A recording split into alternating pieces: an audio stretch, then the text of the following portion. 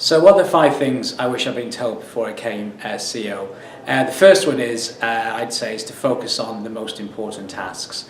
As any CEO can tell you, particularly when you're involved in a global network, multiple offices, there's all sorts that comes across your desk, and you just have to take a call in terms of what is Neil's dealing with now, and if it doesn't get dealt with, it could have the biggest missed opportunity or the biggest issue that hasn't been tackled. So that was one thing I wish I'd been told earlier on in my career. It doesn't mean to say you ignore the other things, because I think the important piece is what you can't get to, you have the courtesy and the good manners to say that will be dealt with further down the line. But focusing on what is really important is number one for me.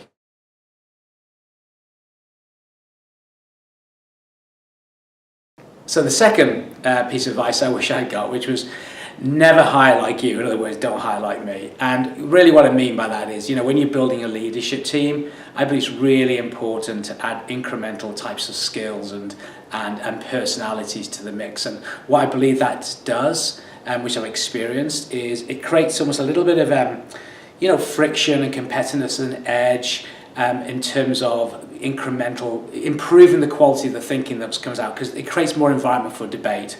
And I believe that's really important as a CEO to have in your team. And it's kind of one of the things I wasn't really kind of taught earlier on in my career, and that would be one big piece of advice is moving forward. And also what it does, it just creates more energy in the room as you're kind of solving problems or trying to create opportunities.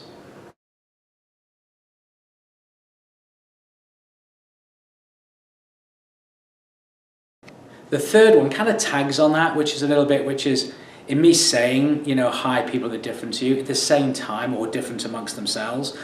It's saying really important to hire people who actually respect each other, because in my view, it doesn't matter how smart you are, if you don't respect your peers and colleagues, you're never going to get progress. And this is a lot about integrity of how we all work together as a team. So just making sure that you have a leadership team, and you made that through the interview process, or through studies, whatever that you might do, and presentations and so forth, but really making sure that people respect each other, because that doesn't happen in your leadership team. It doesn't matter how smart they are, you're going to struggle to get people to work together.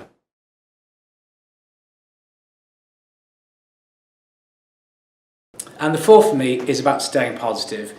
Being a CEO or running a business, whatever your title is, all sorts of stuff gets thrown at you, and it's really important that you're seen by your employees and the marketplace to be positive, because business today is more complex than it's ever been, and it's so easy that you could just be caught just feeling a little bit down at times. But it's important that your people, your teams around you see is really, really positive, because they got to follow you. So keeping cup half full all the time, believing everything is possible, it's really important so people see you in the right way and believe in what you're doing.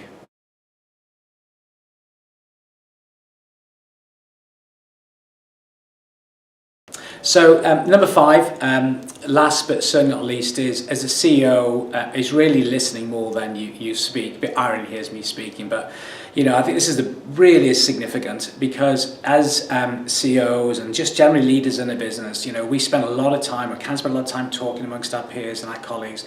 And the danger is what we do not do is spend the majority of our time using our ears and listening to people, listening to the workforce, listening to clients, listening to your target audiences, because ultimately it's your people in your organization and your clients who define your brand as an organization.